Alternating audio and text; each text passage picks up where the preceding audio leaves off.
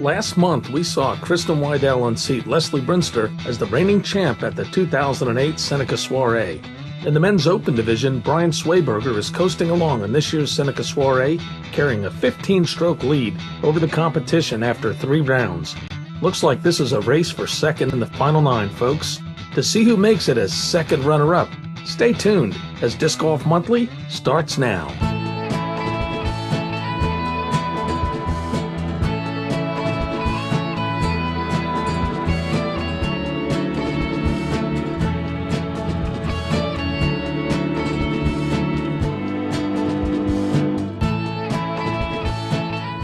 Welcome to another edition of Disc Golf Monthly. We're in Gaithersburg, Maryland at Seneca Creek State Park for the 17th annual Seneca Soiree Disc Golf Tournament. Hello everyone, I'm Carl Cubbage and I'm joined by fellow disc golfer Becky Sondheim. Hello. Becky, last telecast we followed the Open Women's Division. This month we're going to follow the Men's Open Division. Tell us a little bit about the players today, the competition that we've got set up. Well, the men's competition is certainly tough. There's one division, which is the men's open division, also a Grandmasters division. But for the men's open division, we had players all the way from New Jersey to North Carolina to come to Maryland and try to win this Seneca Soiree and win that trophy. And Becky, in the group we're following today, we've got some long arms, some great putting, just some great all-around skills from the group we're going to be following today. We certainly do. I mean, there's a variety of shots that these players make, and also, like you said, some big arms. And in this tournament, there's this unique twist here. The tournament director, Craig Gangloff, actually is experimented with a sliding entry fee depending on how well your player rating is. And they've got some other divisions, shadow divisions set up here. Yes, he did. Like you were saying, there's a sliding entry scale based on your PDGA rating. And also, too, within the men's open division, he had shadow divisions, such as Masters. Also, too, based on your rating, he did pay out that way as well. All right, Becky, well, we got a lot of excitement here in this. We're going to cover the final 4 holes of the men's open division. But first, let's go down to this segment and check in with our tournament director, Craig Gangloff. And so, the 17th annual Seneca Creek Soiree will be held under November skies. This is a continuation of a tradition on a course that was founded in August of 1990 on a stretch of rolling hills and woods that had previously been farmland. The year of 2007 brought change to the course as it was modified into a 27-hole layout and redesigned. The course now has a series of 9-hole loops, the green loop, the orange loop, and the purple loop, which begin and end at the course parking lot. This creative design is the vision of Rockville, Maryland native and Cedar Farm Disc Golf Club member John Gregory. John's design can be described as innovative. Another Cedar Disc Golf Club member's way of thinking could also be considered innovative is Soiree Tournament Director Craig Gangloff. Craig took on a creative way to structure players' entry fees based on their skill level. Craig explains the inspiration behind the structuring. Try and find a balance between the divisional structure that the PDGA's got and what I view as a more equitable format for rewards, so that the rewards are based more on the score that you shoot, because it seems like the way divisions are set up now that there's an awful lot of overlap between the skill levels.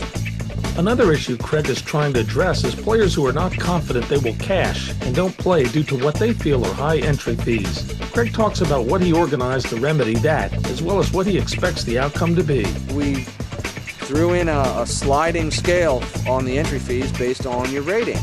So, and then on top of that, we threw in another little twist, and we've got a men's field here of 60-some players, 63, 65, something like that. And we'll end up probably paying close to half of those. I think 45% is what I'm looking at right now. Craig talks about how he feels this grows the sport of disc golf. How does it grow the sport of disc golf? Well, to me, I think if you're providing a venue that people want to come and play in and they see value in it, you know, so when guys are forced to pay a higher entry fee and feel as if they don't have a chance to get any sort of reward, well, then maybe they'll be less inclined to play in organized events. But if you offer them up a venue where they can pay an affordable fee, get good amenities, you know, we fed everybody lunch both days. We've got tournament merchandise for them to buy that, you know, feeds the tournament purse and raises the prize level for everybody.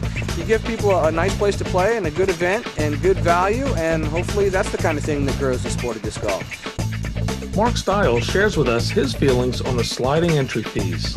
I think Craig's idea of this sliding entry fee is fantastic. It's the only reason I'm out here playing. I'm not nowhere looking like I'm going to cash, but you know, the chance, you know, $90 is too expensive for a weekend. $40 is perfect. You saw he's got almost full field, even though it's the middle of November. I think it's a great idea, and it's working out really well.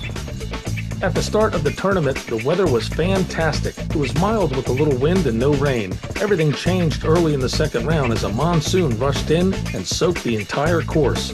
In the third round, players were greeted with high winds, which made scoring, well, that much more difficult. Best of luck to everyone playing in the 17th annual Seneca Creek Soiree.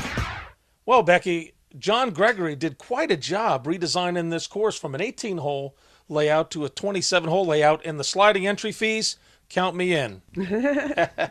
Certainly, yes. John Gregory definitely did do a wonderful job redesigning that course. It does take a lot of hard work and effort, not only from him, but certainly the volunteers that have come out to help redesign that course. And I must say, those concrete tee pads are definitely an asset to any course. Yeah, they've got a great club, and they put it all together for this event. Becky, who are we going to be following for the final 4 holes in the men's open division? Well, Carl, today we're going to be following Brian Schweberger. Brian took first place in the 7th Fall Disc Golf Classic and also took first place in the 11th Annual Fall Colors. Next, we will be following John Gregory, who took first place at the Calvert Open and also second place at the West Virginia Open. Next, we have Jeff Leyland, who took 5th at the 11th Annual Fall Colors and 2nd at the 7th Fall Disc Golf Classic. And finally, we have Steve Brinster, who took 2nd place at Animal Fest 10 and also 17th place at the United States Men's Disc Golf Championships. All right, Becky, we've got quite a field, and Brian is he's got quite a lead, so it looks like it may be a big battle to see who's going to pull out second place here. Yes, it will. Certainly, the wind is a factor today. So, let's see what happens with the last 4 holes of this course. All right, Becky, we're going to go to a break right now. When we come back, we'll catch all the final action at the 17th Annual Seneca Soiree Disc Golf Tournament.